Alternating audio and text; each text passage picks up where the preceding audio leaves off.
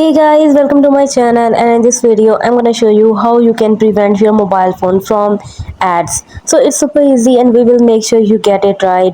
You just make sure you are logged in and using the latest version, and make sure to watch the complete video carefully to avoid forgetting anything and making mistakes. So let's get started. So guys, you can disable personalized ads on your Android phone to reduce the number of ads you see. To do this, open your phone setting, tap Google, scroll down and search for Google.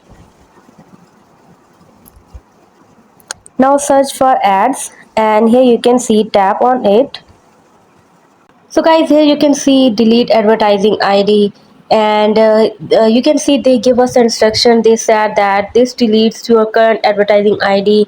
Apps can still show you ads, but they may not be as relevant or interesting to you.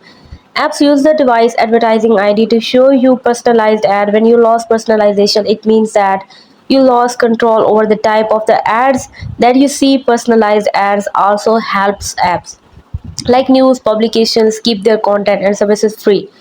So you can always get a new advertising ID. Just tap on delete advertising ID and you will be able to hide all of the ads on your Android phone.